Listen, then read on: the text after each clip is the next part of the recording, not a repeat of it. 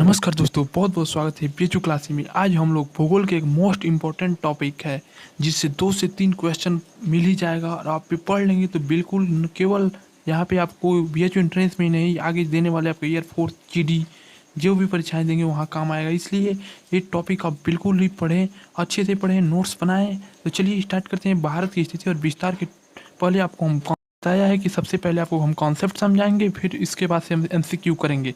क्योंकि ये कॉन्सेप्ट बहुत पहले 10 मिनट आपको लगेगा कॉन्सेप्ट बताएंगे या बिल्कुल ही जान जाएंगे कि देशांतरी अक्षांश क्या होता है, देशांतरी क्या होता है, कर्क रेखा के बारे में जान जाएंगे।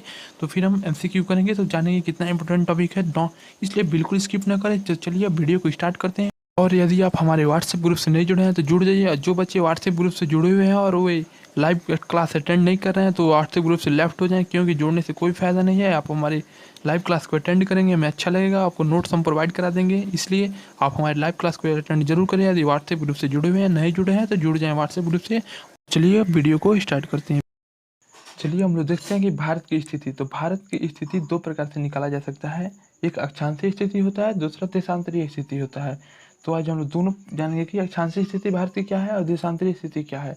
क्योंकि बहुत सारी परीक्षाओं में पूछा जाता है कि भारत की अक्षांशीय स्थिति बताइए, भारत की देशांतरीय स्थिति बताइए। तो भारत की अक्षांशीय स्थिति या देशांतरीय स्थिति जानने से पहले सबसे पहले जानना होगा कि सबसे पहले अक्षांशीय क्या होता है और देशांतरीय क्या होता है। तो आप लोग अच्छे से समझिएगा कि अक्षांश क्या होता है, देशांतर क्या होता है। तो चलिए देखते हैं। देखिए, किसी भी देश की स्थिति को जानने के लिए सबसे हमें ज़रूरी होता है कि एक ग्लोब को, तो मान लीजिए एक ग्लोब है, ये ग्लोब है, इस बीचों बीच जो रेखा जा रहा है इसे कहते हैं विषुवत रेखा या भूमध्य रेखा। देखिए, उसे 0 डिग्री अक्षांश भी कहते हैं। ये ग्लोब हो गया। और देखिए बीचों बीच रेखा जा रहा है उसे 0 डिग्री अक्षांश कहते हैं, या विषुवत रेखा या भूमध्य रेखा।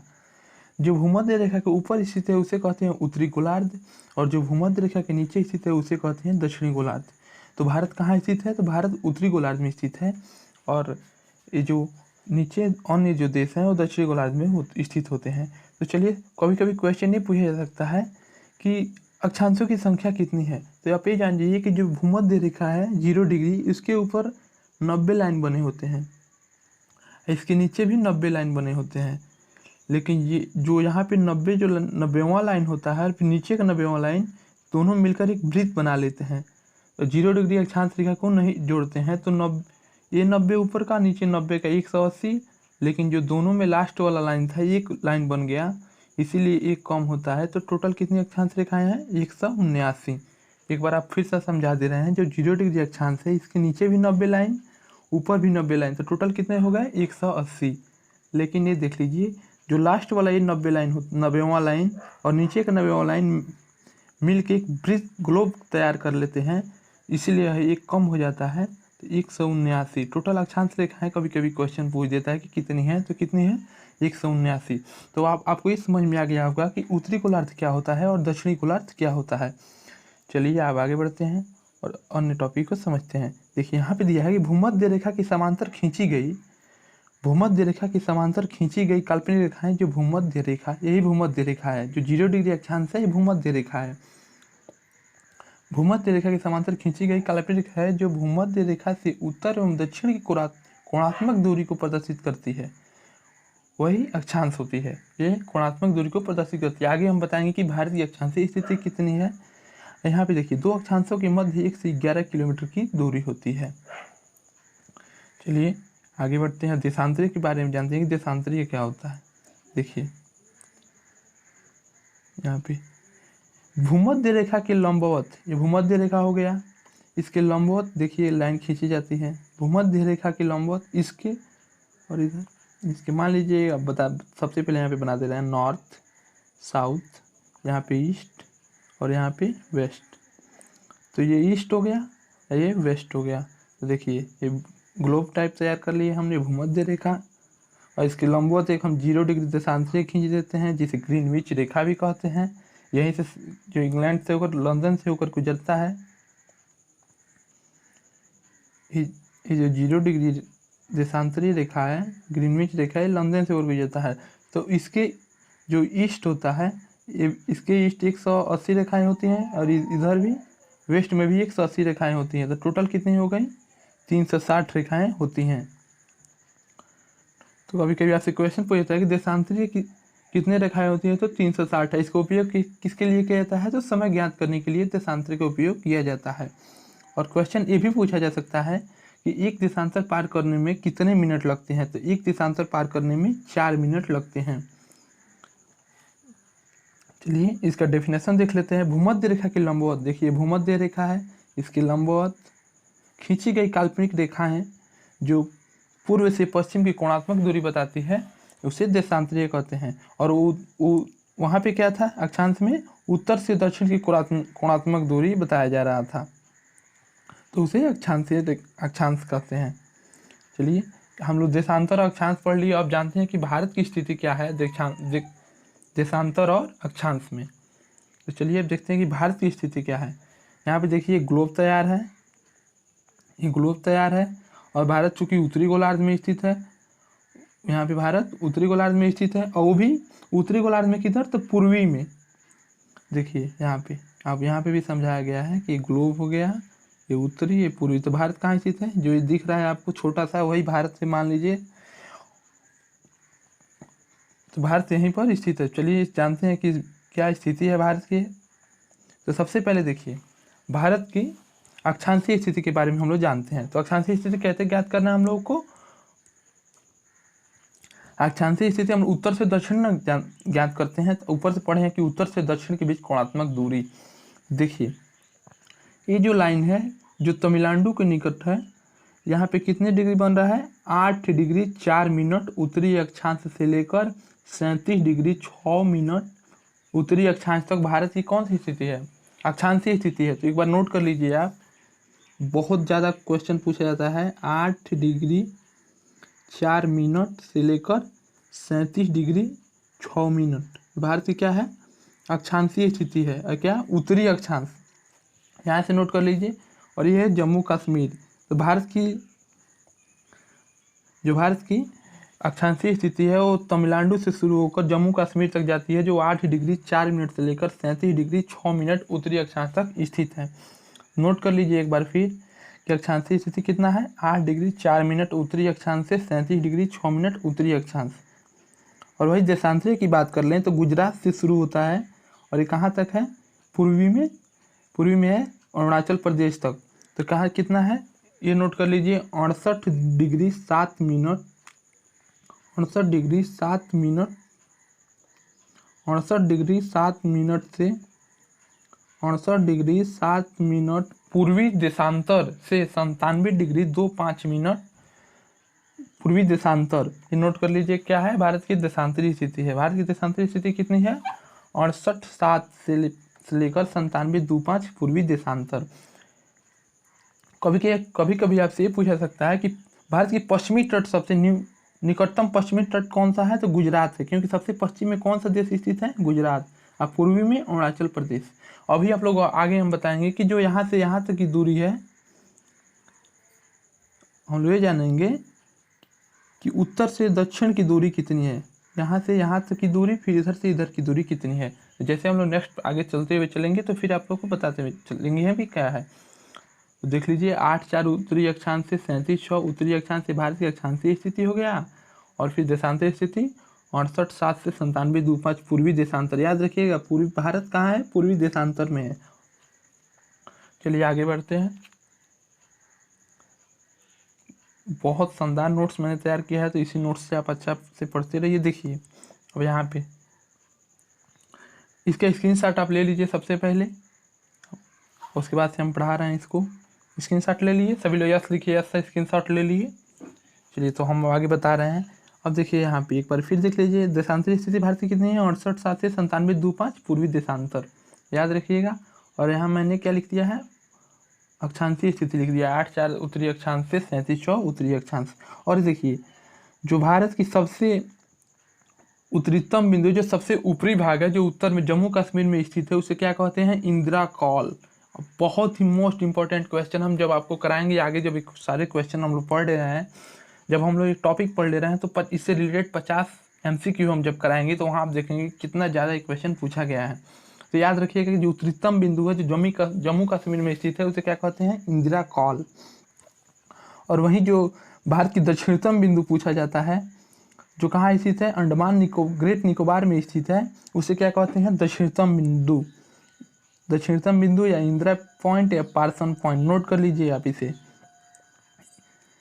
दक्षिण, कभी कभी पूछ देता है कि भारत की दक्षिणतम बिंदु क्या है, तो क्या है, देखिए इंदिरा पॉइंट, पार्सन या ग्रेट निकोबार कहाँ स्थित है, ग्रेट निकोबार में स्थित है। अब देख लीजिए, अब अच्छे से इसे नोट कर लीजिए। चलिए अब देखते हैं कि भारत की उत्तर से लेकर दक्षिण तक कितनी लंबाई है। कभी कभी एक क्वेश्चन पूछ देता है कि भारत की उत्तर से दक्षिण की लंबाई कितनी है। तो भारत की उत्तर से लेकर दक्षिण तक की लंबाई, भारत की उत्तर से लेकर दक्षिण तक की लंबाई कितनी है, 3214 किलोमीटर है। ये लंबाई कितनी है, ये लंबाई है 3214 किलोमीटर। ये लंबाई है 3214 किलोमीटर। और यही ये लंबाई पूछे भारत की पूर्व से पश्चिम की ओर, ये लंबाई है 2933 किलोमीटर। तो याद एक बार फिर हम बता दे रहे हैं, उत्तर से दक्षिण तक की लंबाई 3214 किलोमीटर और पूर्व से पश्चिम की दूरी 2933 किलोमीटर।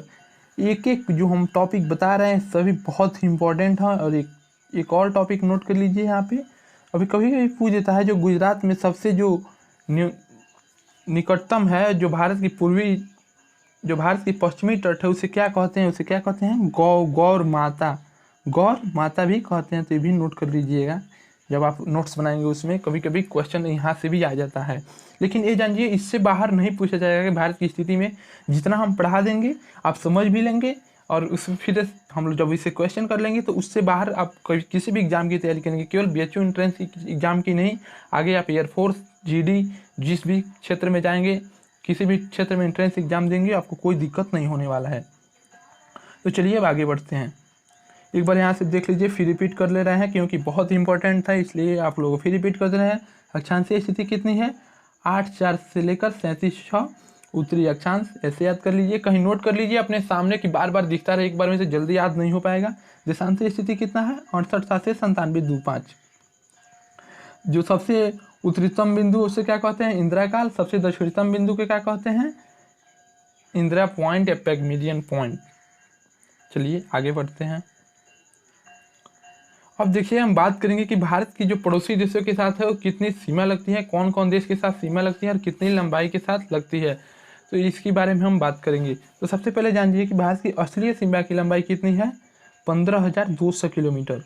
भारत की जो असली सीमा की लंबाई हो 15,200 किलोमीटर है। और वही बात कर ले तटीय सीमा की लंबाई, तो तटीय सीमा की लंबाई कितनी है, 7516 किलोमीटर, लगभग में 7516 किलोमीटर, जिसमें मुख्य भूमि कितना है, 6100 किलोमीटर है और द्वीपीय भूमि 1416 किलोमीटर। हम बताएंगे आपको मुख्य भूमि क्या होता है, द्वीपीय भूमि क्या होता है। तो फिर एक बार नोट कर लीजिए कि असली भूमि की लंबाई कितनी है, 15,200 किलोमीटर। और वही बात कर लें कि तटीय भूमि की, तो 7516 किलोमीटर। तो चलिए आगे बढ़ते हैं। चलिए अब बात कर लेते हैं कि भारत के तटीय राज्य। तो कभी कभी आपसे क्वेश्चन पूछ देगा कि भारत के कितने राज्य के तटीय राज्य हैं, तो भारत के 9 राज्य तटीय राज्य हैं। तटीय राज्य का अर्थ ये होता है कि उसके किनारे या महासागर हो या समुद्र हो, किसी देश के साथ स्थलीय सीमा न लगा रहा हो। तो यहाँ से देखिए, यहाँ से शुरू होकर यहाँ पश्चिम गुजरात से शुरू होकर पश्चिम बंगाल तक भारत के 9 राज्य ऐसे हैं जो तटीय में क्षेत्र में स्थित हैं। देखिए यहाँ पे अरब सागर स्थित है और यहाँ पे बंगाल की खाड़ी स्थित है। तो यहाँ पे कोई भी देश के साथ सीमा नहीं लगता है, समुद्र हो या महासागर हो सकता है। तो चलिए बात कर लेते हैं कि सबसे पहले होता है गुजरात। कभी कभी क्वेश्चन ये पूछा जा सकता है कि भारत की सबसे लंबी तटीय रेखा कहाँ, किस राज्य के पास स्थित है, किस राज्य में स्थित है, तो सब वही इसका सही उत्तर हो जाएगा गुजरात। महाराष्ट्र, फिर गोवा, कर्नाटक और केरल, ये 5 राज्य पश्चिमी तट पे स्थित हैं। देखिए याद रखिएगा, गुजरात, महाराष्ट्र, गोवा, कर्नाटक और केरल कहाँ स्थित है, पश्चिमी तट पे। अभी क्वेश्चन आगे जब आएगा MCQ हम लोग करेंगे तो वहाँ पे पूछा रहेगा कि निम्न में से कौन सा राज्य है जो पश्चिमी तट पर स्थित है, तो वहाँ पे दे देगा पश्चिम बंगाल, उड़ीसा, आंध्र प्रदेश, एक गोवा दे देगा। तो कौन सा सही होगा, गोवा। तो ऐसे ही क्वेश्चन पूछा जाता है। और वहीं बात कर ली पूर्वी तट पर स्थित राज्य की, तो पश्चिम बंगाल, उड़ीसा, आंध्र प्रदेश और तमिलनाडु, इस भारत के 4 राज्य हैं जो पूर्वी तट पर स्थित हैं। आप आराम से जो मैप हमने बना दिया है, चूँकि आपको आसानी हो देखने से। भारत के कितने राज्य हैं जो तटीय राज्य हैं, तो 9 राज्य, याद रखिएगा। चलिए आगे बढ़ते हैं। सबसे पहले देख लेते हैं कि पश्चिमी तट, देखिए पश्चिमी तट में कितने राज्य स्थित थे, तो 5 राज्य स्थित थे। उस एक एक की बात कर लेते हैं। कभी कभी इसका तट पूछ देता है कि उस तट का क्या नाम है, तो यही सबसे इम्पोर्टेंट हो जाता है। आप नहीं याद रह पाता है बच्चों को तो आराम से हम लोग याद कर लेंगे। देखिए पश्चिमी तट, तो गुजरात का तटीय प्रदेश सबसे लंबा तट भी है, उसे क्या कहते हैं, कारापार तट। कारापार तट एक बार नोट कर लीजिए। गुजरात शॉर्ट में लिख लीजिए, यहाँ पे लिख लीजिए गुजरात और फिर लिख लीजिए यहाँ पे कारापार तट लिख लीजिए, उसके आगे आसानी से याद हो जाएगा। और देखिए एक सर क्रीक विवाद भी है। अभी कभी क्वेश्चन पूछ देता है कि सर क्रीक विवाद है किन दो देशों के बीच, भारत बांग्लादेश, भारत चीन, भारत पाकिस्तान। तो गुजरात में ही स्थित है एक जगह, उस सर क्रीक पॉइंट कहते हैं, 24 डिग्री चैनल। वहाँ पे भारत और पाकिस्तान के बीच विवाद है। पाकिस्तान कहता है हमारा है, भारत कहता है हमारा है। चूँकि इस समय भारत में ही स्थित है, लेकिन पाकिस्तान अपना मालिकाना हक बताता है वहाँ पे। तो कभी कभी क्वेश्चन पूछता है कि सर क्रीक विवाद स्थित है, तो आप याद रखिएगा गुजरात में ही स्थित है। चलिए अब उस सबसे पहले गुजरात के तटीय प्रदेश का क्या कहते हैं, कारापार तट, याद रखिएगा। चलिए उसके बाद से दमन दीव से लेकर गोवा तक, उसे क्या कहते हैं, कोंकण तट। क्या कहते हैं, कोंकण तट। इसमें पश्चिम वहाँ इसमें क्या आ जाता है, महाराष्ट्र भी आ जाता है। यह महाराष्ट्र का तटीय तट है, यहाँ पे सबसे ज़्यादा पेट्रोलियम का उत्पादन होता है। इसी तट पर जवाहरलाल नेहरू बंदरगाह स्थित है। कभी कभी क्वेश्चन आपसे ये भी पूछ देगा कि जवाहरलाल बंदरगाह किस तट पे स्थित है, तो किस तट पे है, कोंकण तट पे। सबसे पहले कौन सा तट था, कारापार तट, फिर यहाँ पे क्या हो गया, कोंकण तट। चलिए आप आगे बढ़िएगा। सभी लोग जो भी जुड़े हैं वीडियो को लाइक कर दें, हमें प्रोत्साहन मिलेगा आपसे, लाइक करिएगा और अपना कमेंट आगे लाइव चैट में बताते हुए चलिए कि वीडियो कैसा लग रहा है, समझ में आ रहा है कि नहीं समझ में आ रहा है, ये भी आप बताते हुए चलिए। चलिए देख, इसका तीसरा है कन्नड़ तट। ये कर्नाटक का तटीय प्रदेश है। कन्नड़ तट क्या है, कर्नाटक का तटीय प्रदेश है। और यहाँ पे देखिए सबसे ज़्यादा व्यापार इसी तट पे स्थित होता है। न्यू मंगलोर बंदरगाह यहीं स्थित है। चलिए इसके बाद है मालाबार तट, जो सबसे यहाँ पे फेमस क्वेश्चन बनता है, सबसे इम्पोर्टेंट क्वेश्चन बनता है, यहीं से बनता है मालाबार तट से। ये कहाँ स्थित है, तो केरल के तटीय प्रदेश है। यहाँ पे सबसे पहले मानसून यहीं आता है। तो क्वेश्चन कभी कभी पूछ देता है कि सबसे पहले मानसून कहाँ आता है, तो सबसे पहले मानसून कहाँ आता है, मालाबार तट पे। सबसे ज़्यादा नारियल भी यहीं पाया जाता है। और एक क्वेश्चन अख्तोरियम भी सबसे ज़्यादा यहीं पाया जाता है। और एक चीज़ याद रख लीजिए, एक मोपला आंदोलन हुआ था, वह यहीं से शुरू हुआ था। हिस्ट्री का एक क्वेश्चन है, लेकिन आप याद रखिएगा मालाबार तट जब आपको पढ़ा रहे हैं तो इसी में बता दे रहे हैं, क्योंकि आपको एंट्रेंस एग्जाम देना है तो क्वेश्चन कहीं से भी पूछा जा सकता है।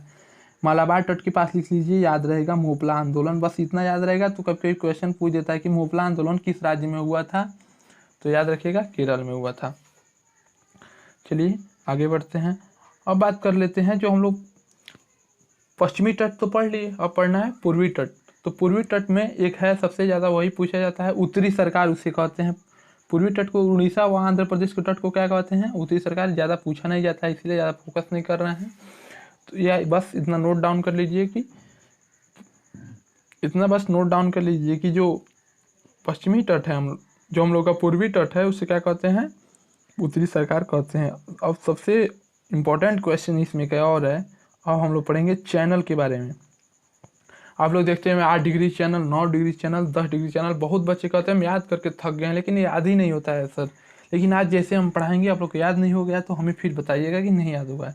आप लोग ज़रूर कमेंट कीजिएगा कि सर कैसा लगा, जैसे हम पढ़ा रहे हैं आपको कैसा लग रहा है, ज़रूर बताइएगा। तो देखिए हम आपको बताए थे ना कि जो यहाँ पे स्थित है वो 8.4 डिग्री स्थित है, यहाँ पे 37.6। तो यहीं से शुरू होता है 8 डिग्री। देखिए जो 8 डिग्री दिया है, एक मालदीव देश है, एक देखिए छोटा सा है, लेकिन देख लीजिएगा यहाँ पे लिखे हुए हैं मालदीव है, देख रहे हैं आप, देख रहे हैं। और यहाँ पे भारत का मिनिकॉय स्थित है। तो मालदीव और मिनिकॉय के बीच जो सबसे नीचे रहेगा, देखिए सबसे नीचे कौन सा है, मालदीव, उसके ऊपर क्या है, मिनिकॉय। तो उसके बीच में जो मालदीव और मिनिकॉय के बीच में जो स्थित है रेखा, उसे क्या कहते हैं, 8 डिग्री चैनल, मालदीव और मिनिकॉय। एक बार फिर नोट कर लीजिएगा आप, मैप बनाकर जैसे हम बनाए हैं देख लीजिए, मालदीव और मिनिकॉय के बीच 8 डिग्री चैनल है। और वहीं बात कर लें मिनिकॉय और लक्षद्वीप के बीच 9 डिग्री चैनल। बस आप मैप याद कर लीजिएगा तो कोई दिक्कत नहीं होने लगे, क्योंकि मालदीव और मिनिकॉय में ही बच्चे गड़बड़ कर जाते हैं। तो ये जानिए कि मालदीव सबसे नीचे है।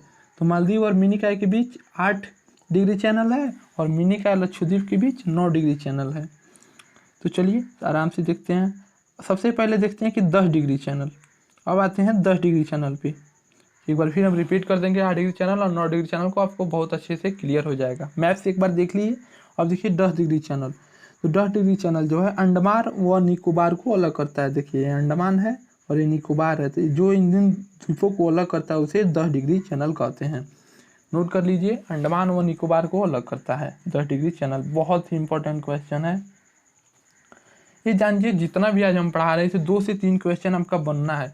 ये जो पढ़ लेंगे एक बार बेसिक है तो कोई किसी भी एग्जाम में आगे काम आएगा। क्योंकि आप लोग बीए करेंगे तो जो भी एंट्रेंस एग्जाम आप सरकारी जॉब के लिए देंगे सभी में इम्पोर्टेंट है।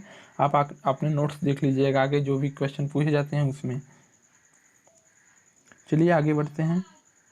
आगे है 9 डिग्री चैनल।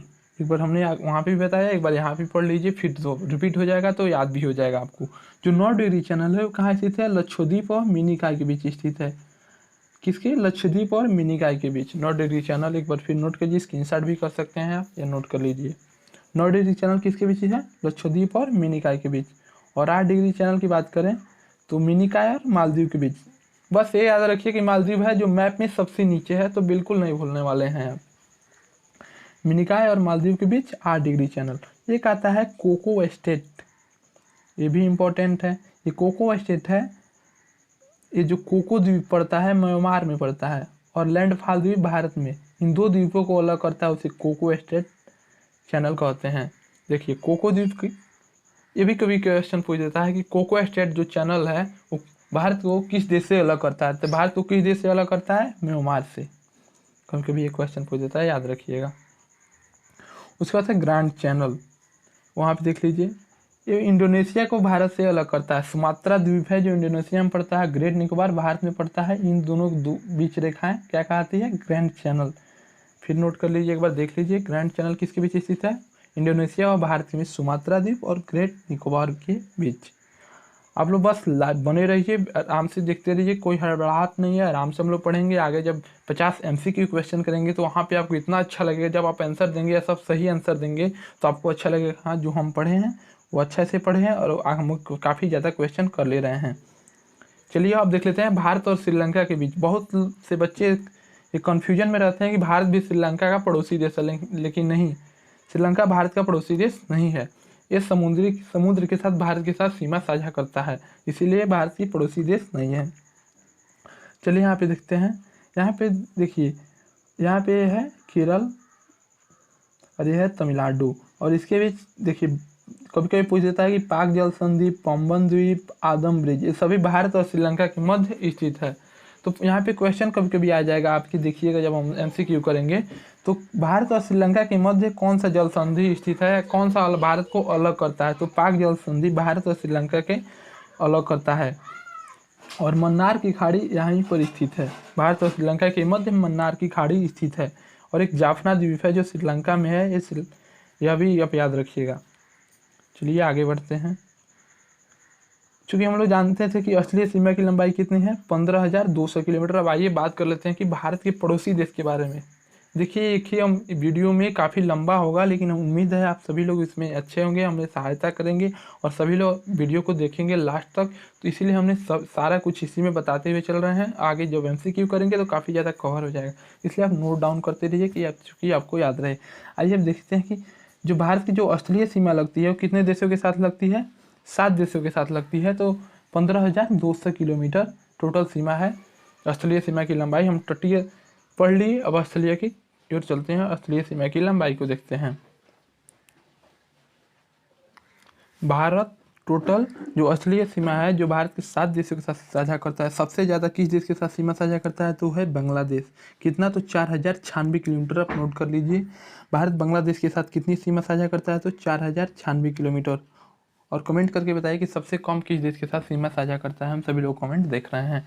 तो चलिए यहाँ पे देखते हैं कि वो कितने राज्यों के साथ सीमा लगता है सर्वाधिक, और सर्वाधिक सीमा किस राज्य के साथ लगता है, ये भी कमेंट करके बताइए। तो देखिए 5 राज्य के साथ बांग्लादेश की सीमा लगती है। कितने? 5 राज्य के साथ। और वही तीस्ता नदी ब्रह्मपुत्र की सहायक नदी है, यह विवाद का कारण है। कभी कभी क्वेश्चन पूछ देता है कि एक तीस्ता नदी है वह विवाद के कारण है, तो भारत और बांग्लादेश के मध्य। और न्यू मूर द्वीप कहाँ स्थित है? बांग्लादेश और भारत की सीमा के बीच ही स्थित है। ये भी आप याद रखिएगा। देखिए कौन कौन से स्टेट हैं जो बांग्लादेश के साथ सीमा साझा करते हैं। सबसे पहले हो गया पश्चिम बंगाल, दूसरा त्रिपुरा, फिर मेघालय, मिजोरम, मेघालय और असम। और सबसे ज़्यादा कौन सा स्टेट है, तो बच्चे कमेंट करके बता रहे हैं कौन सा है, पश्चिम बंगाल। सबसे ज़्यादा इसी के साथ सीमा लगता है बंगाल का, बांग्लादेश का सबसे ज़्यादा सीमा किसके साथ लगता है, तो पश्चिम बंगाल के साथ लगता है। चलिए इसमें एक और क्वेश्चन बनता है, उसको भी देख लेते हैं। एक और क्वेश्चन बनता है कि 2.5 गज गलियारा का संबंध किस किस के देश, कौन कौन से देश के बीच स्थित है। हाल ही में CHSL का एग्जाम हुआ, इसमें एक क्वेश्चन पूछा गया था 2.5 गज गलियारा का संबंध स्थित है, तो नोट कर लीजिए भारत और बांग्लादेश के मध्य, इंपॉर्टेंट है, नोट कर लीजिए। और एक ढाका बस सेवा चलता है जो अटल बिहारी वाजपेयी ने शुरू कराया था 1998 में, याद रखिएगा। एक करंट से रिलेटेड क्वेश्चन है। चलिए आगे बढ़ते हैं, दूसरा देश देखते हैं। भारत दूसरा है जो सबसे ज़्यादा सीमा साझा करता है, वो है चीन। चाइना के साथ कितना बॉर्डर साझा करता है, तो 3488 किलोमीटर। भारत और चाइना के मध्य जो बनी हुई रेखा को क्या कहते हैं, मैक-मोहन रेखा। इसे 1914 में निर्धारण किया गया था। देखिए कितने राज्यों के साथ ये सीमा साझा करता है, तो ये 5 राज्यों के साथ सीमा साझा करता है, जम्मू कश्मीर, हिमाचल प्रदेश, उत्तराखंड, सिक्किम और अरुणाचल प्रदेश। मैप से आपको इसीलिए समझा दिए कि आपको याद रहेगा ये। और नाथुला दर्रा है, इन्हीं 2 देशों के बीच स्थित है। और बोमडीला दर्रा है, आप याद रखिएगा। एक बार फिर रिपीट कर दे रहे हैं, चाइना के साथ 3488 किलोमीटर की सीमा साझा करता है, मैक-मोहन रेखा स्थित है। और ये भारत के 5 राज्यों के साथ सीमा साझा करता है। कौन कौन से राज्य हैं, जम्मू, हिमाचल, उत्तराखंड, सिक्किम और अरुणाचल प्रदेश। चलिए आगे बढ़ते हैं। ये आप आराम से धीरे से पढ़ लीजिए, उसके बाद से बिल्कुल आपको पढ़ने की आवश्यकता नहीं। जब MCQ करेंगे तो कहेंगे अच्छा हमने तो सब पढ़ लिया। चलिए बात करते हैं पाकिस्तान की। जो पाकिस्तान है वो भारत के साथ कितनी बॉर्डर साझा करता है, तो 3323 किलोमीटर। भारत और पाकिस्तान के मध्य रेखा को क्या कहते हैं, रेड क्लिफ रेखा।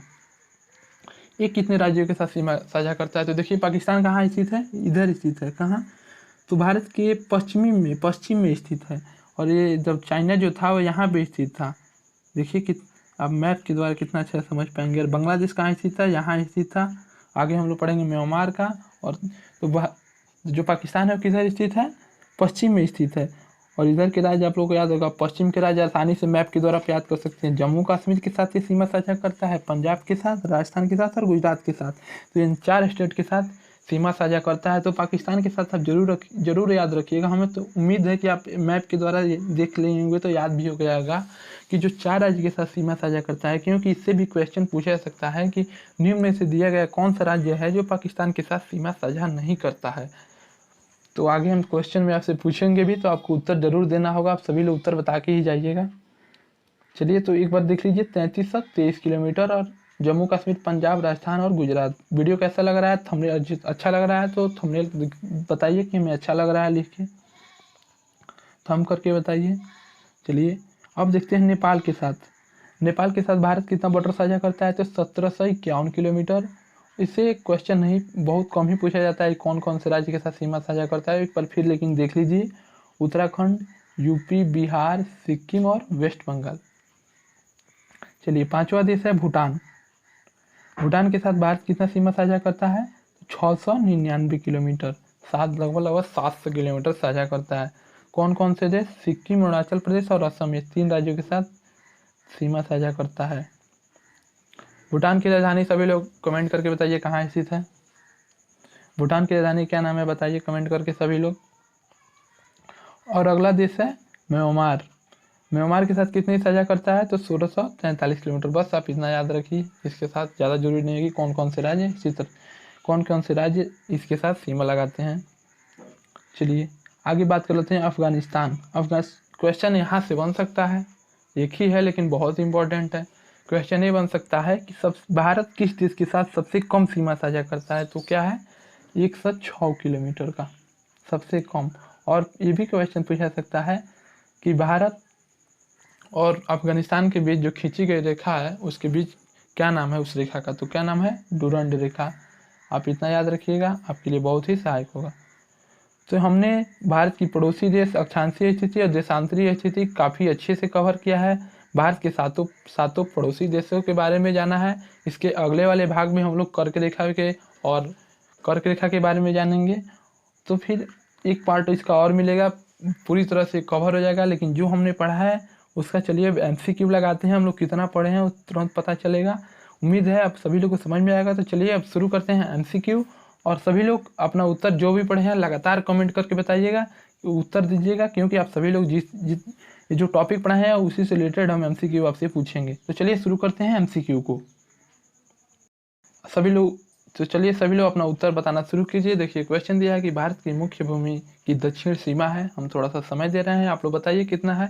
आपको हम बताए हैं कि भारत की जो अक्षांशीय विस्तार है वो कितना कितना है, कितना कितना है, एक बार लिख दे रहे हैं हम फिर। 8,400 से 3700 उत्तरी अक्षांश। एक बार फिर रिपीट कर लीजिएगा, याद हो जाएगा, इसीलिए हम MCQ रख लिए हैं कि एक बार दोबारा हम लोग पढ़ लेंगे तो अच्छे से याद हो जाएगा। तो कितना है 8,4 उत्तरी अक्षांश। सभी लोग सही उत्तर दे रहे हैं। चलिए नेक्स्ट क्वेश्चन की तरफ बढ़ते हैं। बस आप लोग हमारा साथ देते चलिए। आप लोगों का एंट्रेंस नहीं निकल गया तो फिर हमें कहिएगा। सभी जितने भी क्वेश्चन होगा बहुत ही इंपॉर्टेंट क्वेश्चन है। ये देखिए पूछा है कि भारत की मानक समय आधारित है, तो आपको ये हम नहीं बताया है, लेकिन ये जान जाइए 82 डिग्री 30 मिनट पश्चिम, 82 डिग्री 30 मिनट पूर्वी देशांतर, याद रखिएगा, भारत की मानक समय स्थित है। चलिए नेक्स्ट क्वेश्चन की तरफ बढ़ते हैं। नेक्स्ट क्वेश्चन है कि भारत का परमाणिक समय उस स्थान पे है, उस निकट है। तो भारत की जो परमाणिक समय लिया जाता है वो इलाहाबाद के समीप नैनी स्थान से लिया जाता है। कितना है 82.5 डिग्री। चलिए नेक्स्ट क्वेश्चन की तरफ बढ़ते हैं।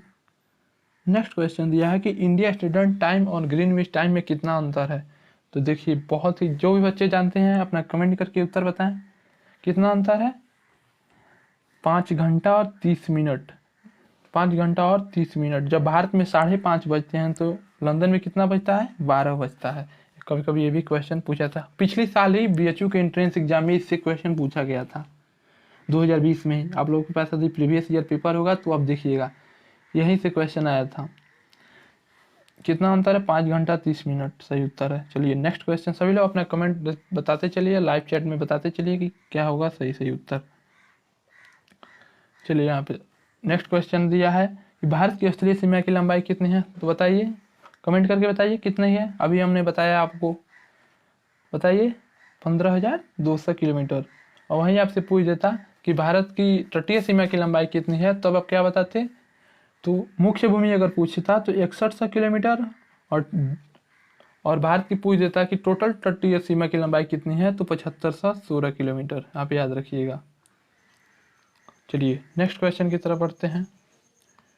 नेक्स्ट क्वेश्चन दिया कि देखिए द्वीपों सहित पूछा है, द्वीपों सहित भारत की तट रेखा की लंबाई कितनी है। देखिए जब द्वीपों सहित देगा तो आप लोग उत्तर 61 से मार देंगे तो गलत हो जाएगा, नहीं, जब द्वीपों सहित पूछेगा तो कितना होगा, 7516 किलोमीटर होगा। देखिए कितना, अब सभी लोग पढ़े हैं, उत्तर दे रहे हैं अच्छे से, कितना अच्छा लग रहा है। चलिए अगला क्वेश्चन देखते हैं। अगला क्वेश्चन दिया कि भारत की उत्तर से दक्षिण की लंबाई, बताइए कमेंट करके कितनी है उत्तर से दक्षिण की लंबाई। एक बार अच्छे से कमेंट बताइए, सभी लोग बताइए, तब हम उत्तर बताएंगे कितनी है भारत की उत्तर से दक्षिण की लंबाई। अब चलिए तो बताइए कितनी है उत्तर से दक्षिण की लंबाई, कितनी है 3214 किलोमीटर। बहुत अच्छा, सभी लोग अच्छे से दे रहे हैं कम जवाब। जो वीडियो अगर पढ़ा होगा जल्दी से जवाब दे देगा, जो नहीं पढ़ा होगा स्किप कर लिया होगा तो उसका हम नहीं जानते हैं। चलिए अब यहाँ पे तो क्वेश्चन पूछा गया है कि पूर्व से पश्चिम की लंबाई। तो बताइए पूर्व से पश्चिम की लंबाई कितनी है, 2933 किलोमीटर। चलिए नेक्स्ट क्वेश्चन की तरफ देखते हैं। नेक्स्ट क्वेश्चन है कि भारत की तट रेखा की लंबाई कितनी है। देखिए यहाँ पे केवल तट रेखा की लंबाई पूछा है, तो कितना होगा 6100 किलोमीटर। कितना होगा 6100 किलोमीटर। देखिए कि सभी सारे क्वेश्चन इतने इंपॉर्टेंट क्वेश्चन आपको करा रहे हैं कि आपको खुद ही पता नहीं होगा कितना इंपॉर्टेंट क्वेश्चन है। आप बस नोट डाउन करते हुए चलेगा, जितने MCQ भी लिख रहे हैं आप नोट डाउन करते हुए चलिएगा, शॉर्ट अपने शॉर्ट बना लीजिए, short copy, short hand written कर लीजिए कि जल्दी जल्दी बस नोट कर लें, जो परीक्षा के समय काम आ सके। चलिए नेक्स्ट क्वेश्चन देखते हैं। वीडियो आपको कैसा लग रहा है आप थंब करके बताइए। भारत का क्षेत्रफल विश्व के क्षेत्रफल का कितना है, तो कितना है 2.4%। ये भी नोट कर लीजिए। चलिए नेक्स्ट क्वेश्चन देखते हैं। नेक्स्ट क्वेश्चन दिया है कि भारत की प्रादेशिक सीमा, भारत की प्रादेशिक सीमा भारत की प्रादेशिक सीमा समुद्री तट से कितने मील दूरी तक स्थित है? क्या दिया है? भारत की प्रादेशिक सीमा समुद्री तट से कितनी दूर तक स्थित है? तो कितनी? 12 मील होता है। एक बस याद रखिएगा आप, प्रादेशिक जल सीमा 12 मील। चलिए नेक्स्ट देखते हैं। नेक्स्ट क्वेश्चन है कि भारत में कितने राज्य समुद्री तट रेखा में हैं? बताइए। अभी तो आपको बताए हैं हम, जब पढ़ा रहे थे, तो आप अगर अच्छे से पढ़े होंगे तो जरूर बताएं, कमेंट करके बताइए लाइव चैट में। कितने हैं? भारत के कितने राज्य स्थित हैं? तो 9 राज्य। कौन कौन से राज्य हैं? एक बार रिपीट कर दें। गुजरात, महाराष्ट्र, गोवा, कर्नाटक, केरल, पश्चिम बंगाल, उड़ीसा, आंध्र प्रदेश और तमिलनाडु। भारत के 9 राज्य जो हैं वो समुद्री तट रेखा में स्थित हैं। चलिए नेक्स्ट क्वेश्चन देखते हैं। यहाँ पे नेक्स्ट क्वेश्चन दिया है कि भारत में निम्नलिखित में किस राज्य की तट रेखा सबसे लंबी है? तो किस राज्य की तट रेखा सबसे लंबी है? गुजरात की। हमने आपसे उसकी लंबाई पूछा था, तो लंबाई कितनी है नोट कर लीजिए। आप लोग नहीं बता पाए थे, कितनी है लंबाई? 1214 किलोमीटर। चलिए नेक्स्ट क्वेश्चन। नेक्स्ट क्वेश्चन में है, पूछा गया है कि निम्नलिखित राज्यों में से किससे होकर कर्क रेखा नहीं गुजरती है? तो हमने आपको कर्क रेखा के बारे में नहीं बताया है, आगे वाले वीडियो में बता देंगे, लेकिन इसका आंसर देख लीजिए आप लोग क्या होगा। कर्क रेखा के बारे में आप लोग पढ़े होंगे तो आप लोग आंसर भी दे सकते हैं। तो उत्तर प्रदेश से कर्क रेखा नहीं गुजरती है, बाकी मध्य प्रदेश, गुजरात और झारखंड से कर्क रेखा गुजरती है। तो सही उत्तर हो जाएगा उत्तर प्रदेश। आगे वाले वीडियो में बता देंगे कि कर्क रेखा क्या होता है, और इसके रिलेटेड जो भी क्वेश्चन होगा वो हम भी बता देंगे। अब नोट भी कर लीजिए एक बार आप लोग, वो कर्क रेखा नोट कर लीजिए। भारत में कर्क रेखा 8 राज्य, कौन कौन से राज्य हैं नोट कर लीजिए आराम से। जो कर्क रेखा है वो भारत के 8 राज्य से होकर गुजरती है। कौन कौन? गुजरात, राजस्थान, मध्य प्रदेश, छत्तीसगढ़, झारखंड, पश्चिम बंगाल, त्रिपुरा और मिजोरम।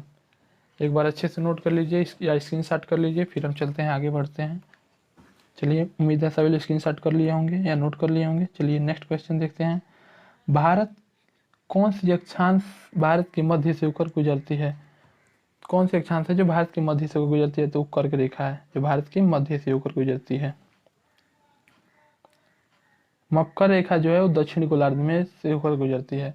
देखिए निम्नलिखित भारत का वह राज्य है जिसे कर्क रेखा होकर गुजरती है। कौन सा राज्य है जिसे कर्क रेखा होकर गुजरती है? आप लोग ऊपर बताए हैं कि भारत के कितने राज्य है जो कर्क रेखा से गुजरती है, तो भारत के 8 राज्य जो था वो कर्क रेखा से होकर गुजर रहा था। और देखिए इसमें पूछा है कि कौन सा राज्य है जो कर्क रेखा से होकर गुजरता है। तो जम्मू कश्मीर नहीं गुजरता है, हिमाचल प्रदेश नहीं, बिहार नहीं, तो कौन गुजरता है? झारखंड। देखिए ऐसे क्वेश्चन घुमा के पूछा जाता है। चलिए नेक्स्ट क्वेश्चन देखते हैं। नेक्स्ट क्वेश्चन दिया कि भारत की मुख्य भूमि की दक्षिण नोक क्या है? देखिए हमने आपको पढ़ाया था दक्षिणतम बिंदु क्या कहते हैं? इंदिरा पॉइंट कहते हैं। वही पूछ देता कि उत्तरतम बिंदु को क्या कहते हैं? तो इंदिरा कॉल सही हो जाता। लेकिन यहाँ पे पूछा है कि भारत की मुख्य भूमि की दक्षिणतम नोक क्या है? तो क्या है? इंदिरा पॉइंट। चलिए नेक्स्ट क्वेश्चन देखते हैं। नेक्स्ट क्वेश्चन दिया है कि भारत के दक्षिण से दूरतम स्थल कौन है? दूरतम स्थल कौन है? यहाँ पे भी सही उत्तर क्या हो जाएगा? इंदिरा पॉइंट।